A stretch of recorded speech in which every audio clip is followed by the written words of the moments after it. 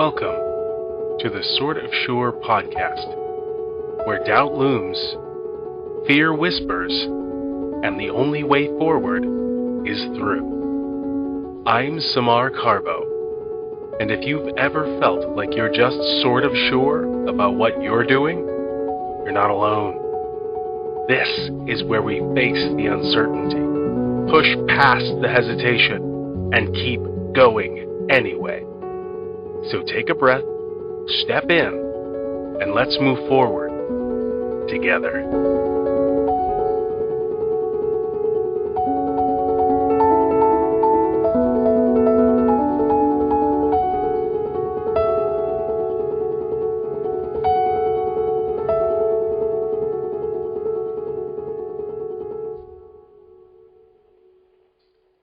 Welcome to the Sort of Sure podcast. As you may have heard in the beginning, this is Samar Carbo. I am so glad you've joined us here today. Some eagle-eyed listeners, eagle-eared listeners, whatever that is, will notice this is a very different conversation than I normally have. It goes to the metaphysical. We talk about just broad-ranging things, but as guests come on, we go to their house and we wipe our feet on the way in and thank them on the way out. I encourage you not to skip this episode. There's some really, really good stuff in here. Laura Giles is an animist, a social worker, and just an all-around super calm and centering person. So I can't wait for you to hear this episode. And if you have a story to tell, shoot me an email at sortofsurepod@gmail.com. Let's have a listen. Well, my name is Laura Giles, and I'm into tons of things. I'm a very curious person, and I do lots of healing, natural healing things, travel, metaphysics. My thing that I'm focusing on right now is paranormal PTSD recovery and just helping people to be healthy. Absolutely lovely. And there's, of course, certainly, I've never heard of a couple of those things. But what stuck out to me was the paranormal healing, was it? Paranormal PTSD recovery. PTSD recovery. Would you mind just talking about that a little bit, just so I have some context? Sure. So professionally, I'm a trauma therapist, and I've always had clients who have paranormal issues, but it's something that a lot of people don't talk about. And so we might have been in a relationship for like a year or something before somebody ever says something about, I was visited by aliens, or I got scared to death in my grandma's basement by some ghosts or something like that. And it has always been a part of what I do, but lately it has become more prevalent. I think maybe because there's a lot more TV shows about it and people are talking about it more. But it's definitely something that impacts people. Wow, that is, and I think that really covers a portion of social work, of therapy that I thought was missing, because so much judgment comes with sometimes. People want you to stay in a certain box so that you can heal. And I mean, I one of my favorite podcasts that I listen to is Sasquatch Chronicles. So I hear people, and what comes down to it is, I think of it the same way as I think of the Bible. Why do you care if it existed, if it happened? The point is that it tells a story, and these people are hurting. And you can hear it in their voices, the fear that they felt in the moment, and they relive it when they tell the story. That's PTSD, as far as I've heard. Absolutely. Yeah. And so, I don't care if, somebody else believes it or not, but I have always been the person, especially when I worked in the psych hospital, because now these people have been detained. And all my coworkers around me is like, these people are delusional, let's medicate them. I always believe them. I don't know if they're telling the truth. I don't know, but they believe it's true. And I think we have to start from that perspective. That is such a beautiful perspective. Well, I think so anyway. Have you carried this from personal experiences where you weren't believed, or was it spontaneous or from study? So I'm an animist, and that means that I believe that everything is alive, sacred, and connected, and I've been an animist since birth. I was born into that. So it's a belief in the supernatural and a relationship with the supernatural has always been a part of my life. So it just makes sense that not everything is love and light, and there are some scary things. Even when it's not a bad thing, it can be really scary if you don't know what's going on. So for somebody to say, I had an encounter with something, it could be aliens, it could be whatever it is, totally, of course, that can happen. So I'm open-minded, and, sometimes it is delusional, but most of the times it's not. And of course, you've studied quite a lot, so that answers part of the question in itself. But how do you tell the difference, or do you need to? Does it even matter? What I'm looking at is the nervous system, and the nervous system is responding to something. Now, sometimes people will realize, oh, that was nothing. That was my grandma. That was, that was my imagination. But the fear is still real, and the nervous system still needs to be regulated. Or sometimes it opens a can of worms. It's like, oh my God, there's this horrible thing. I don't know how to deal with this. This is exploding my worldview. What do I do with this? And sometimes it can go down a deep rabbit hole. But, it goes where it goes. And I think people need to lean into it to get to some closure and acceptance with it. And that's what I help people do.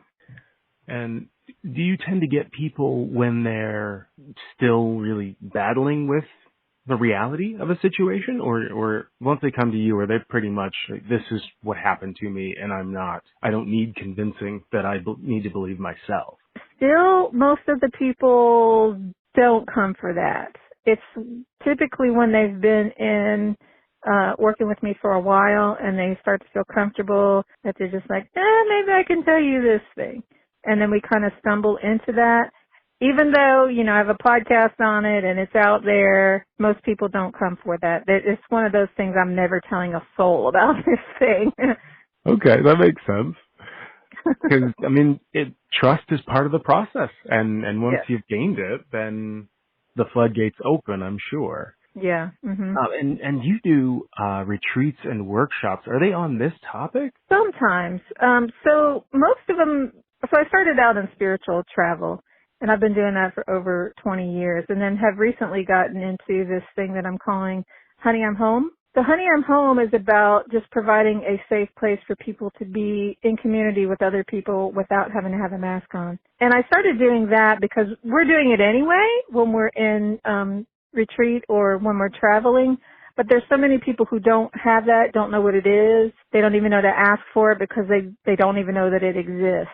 And so many people on retreat have said that about the experience. And I think that's one of the components to healing too. So not only do you have to heal your nervous system, but you have to have a vision of what healthy looks like so that you can create it in your own life.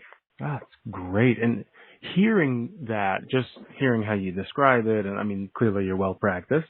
These things, when we do them properly, are well practiced, so that's great. But hearing you describe it, you're so calm and so zen. Is that something you carry with you, or is that Always. something you import from elsewhere? No, that's me 24/7. It has gotten better over time, and it's become more inclusive. So it used to be that this was something that I would have with just my inner circle, but through the work of moon circles, I have felt safe enough with other people to just let it be the everyday. Now, you've mentioned that that animism is the belief everything is, I believe it was, alive, sacred, and connected. Mm-hmm. That feels big. It is big. Do you ever feel small in the face of all that? I think for me, that's kind of the point, is to remember that smallness, but also the bigness, because it can make life more meaningful. It can put things into perspective. I really like being a part of something so huge, because then whatever happens, it's really not that big of a deal, Oh, it's so great. And I run across many people. I enjoy exploring the delirium tremens, the just thing behind the thing in the world. And I find often that people are very uncomfortable when I start to bring up things that are infinitely large or infinitely small. And I find that is certainly not part of your DNA. Is that natural, or did you have to grow that? I've always been a real big picture person, and it just keeps getting bigger and bigger and bigger. So I had a near-death experience where I got to really feel what that was like, the infinite, the bigness.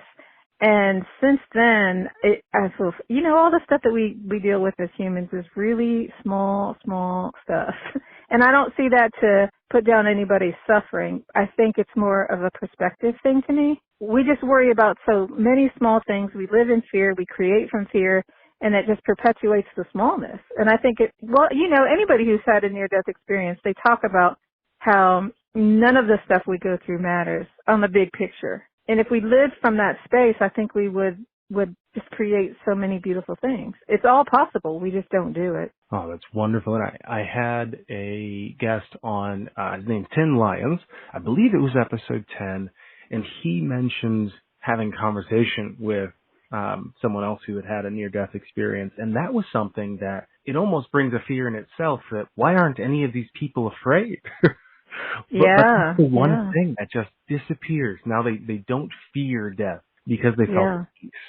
And that's the two big things that I see that make people much bigger philanthropists and much more humanists is near-death experience and being able to see the curve of the earth, going high enough to see that. And those two moments, just you realize we're so small. Yeah. We don't have to fight over traffic anymore. Yeah, yeah. As I'm kind of looking, I wonder if you wouldn't mind discussing how you came across that near-death experience. Oh, so I had bronchitis, and I didn't think it was a big deal. I was functioning, and then I was out taking care of the animals in the morning, and I just felt so tired. And I needed to lay down, and I was out before I even I don't even remember how I got to the bed, but I got to the bed, and the next thing I knew, I couldn't breathe. I had no energy, and I was just gone. And I was in a different reality. And it's all of my connection with spirit is metaphorical or symbolic. I've never had grandma come and say, now be careful on the way to work now. None of that. It's more like a dream state. And there's a thing that happens that I know that it's not a dream. But anyway, it was like that, symbolic. And what I kept getting from it was that it is a wheel. We just keep going around and around doing the same stuff until we're done and we're tired. And I said to myself, as I'm observing this, I was kind of observing it. I was also in it. I was like, this is stupid. I'm bored. And as soon as I had that thought, I was out of it. And then the strangest thing, so I'm not a Christian, but I saw Jesus. I saw the crucifixion. I not only saw it, but like the other scene, I was also in it. I was Jesus. I was everybody who was there. I was the whole thing. And the story is not the story. It's not the way that they tell it. And it was just such a profound experience. I can't even really put it into words because of that whole bigness thing. All of this was way bigger than a human can contain or explain. It's beyond our language. It's beyond our understanding. But it was like, wow, okay. And then I went to the space that wasn't the source, but it was very close to the source. And I felt my almost oneness. I felt my almost, and I say almost because there was still something else that wasn't me. So I knew that it wasn't source, but it was close. And then I had this choice do I want to go back or do I want to stay? And that was a choice too. I could go back.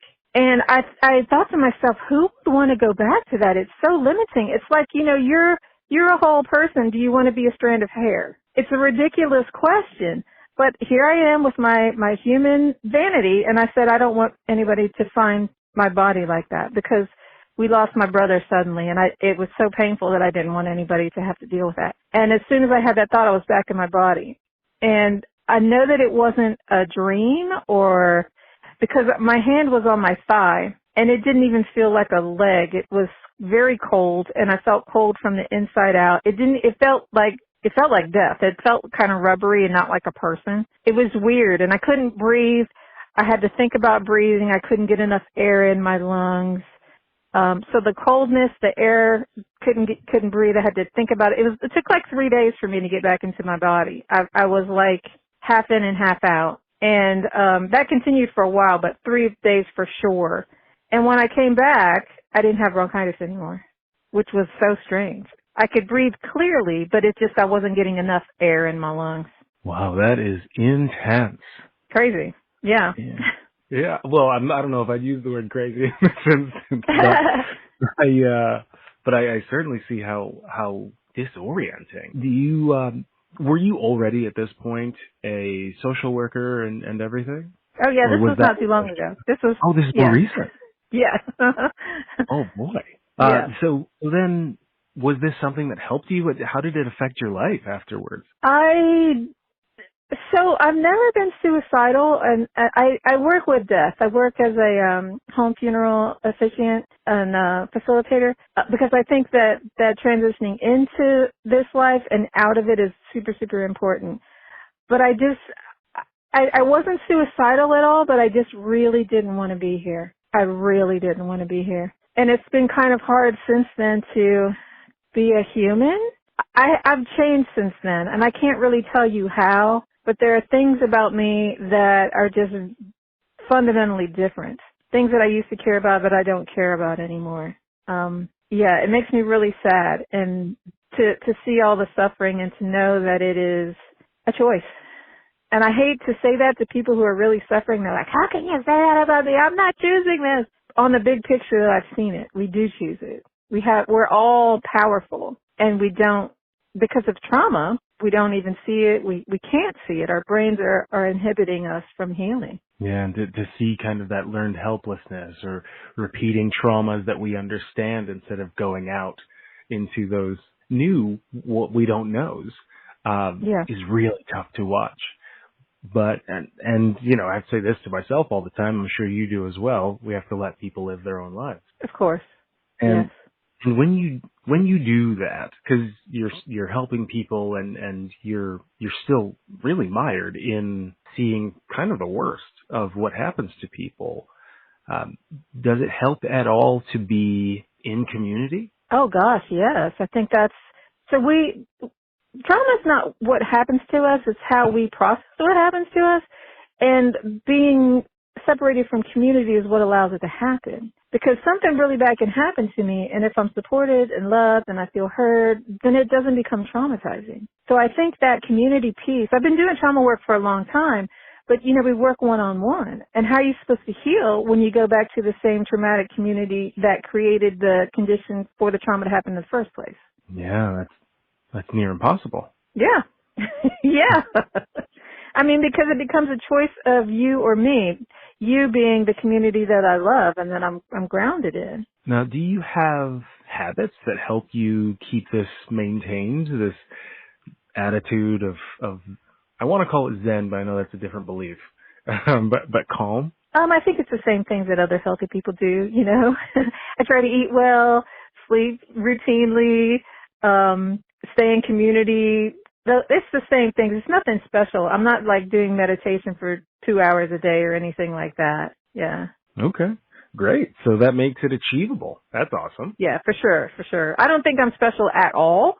I think everybody can have this. I have the same DNA as every other human. It's nothing special. Is there a piece of advice that you would have for someone who is currently in the throes of imposter syndrome or self-doubt, and they want to get where you are, but they're doubting themselves? They do think you're special. Well, I think trauma therapy is a really good thing. I know there's lots of things that can help people, and, if you find that thing, great. But there are two components why I say trauma therapy. One is you have to have the skills to maintain a healthy life. If I do some voodoo, and I don't mean that literally, but I do some quick healing techniques, and you're just like, wow, I feel so much better. You're not going to be able to sustain it if you don't have the skills. So I think skills are really important. And then you got to do that voodoo, that trauma work to get rid of the energetic trigger that is upsetting the apple cart. Because you can have all the skills that you want, and you're trying to muscle through with your brain and saying, well, I'm just going to do this, I'm just going to do that. But we are living in our bodies, and we do have to do what our brain says. And when that trigger goes off, then all of those skills are not going to save you from having that meltdown. So I think whatever you do, even if it's not trauma therapy, it has to cover those two components.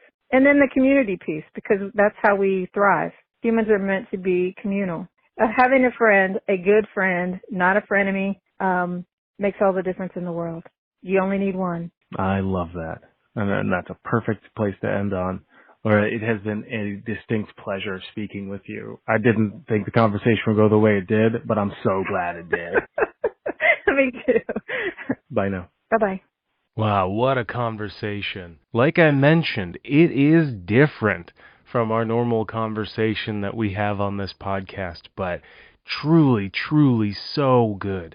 And hopefully you were able to glean the awesome habits and skills that Laura shared from her story and when I asked point blank. But I know, right? I didn't even mention imposter syndrome until it was nearly over. This podcast is about moving through imposter syndrome, not about glorifying it or about staying there. It's about us, you and me, being able to move forward despite the fact that imposter syndrome may be trying to slow us down, despite the fact that self-doubt is rearing its ugly head. It's funny, this was really helpful for me because I'm kind of in the midst of sort of a health scare, the baby health scare. And, there are specialists mentioned and, possible scary specialists involved. And as I'm hearing all of this, what are my first thoughts? Is it that this is scary? Is it of my daughters? No, my first thought was not of my family and what the scary things might mean. My first thought was, I'm not an inspirational enough person to get this sick. I'm not special enough. And that, my friends, is an example, a perfect example of imposter syndrome getting in the way of someone living their life. Can you imagine someone thinking I need to be more inspirational to be sick? It's absolutely ridiculous. But I share that bit of vulnerability with you so that you all understand that I'm not perfect either, and I don't share as much about myself. It's all about the guests, and I love that. But I struggle as well. But I keep moving forward, and you and I can continue to work together to make this a platform where everyone can learn, where everyone can grow, and we all keep moving forward. But still, if you have a story to share, please reach out to me at sortofsurepod@gmail.com. I'd love to hear from you. Later days.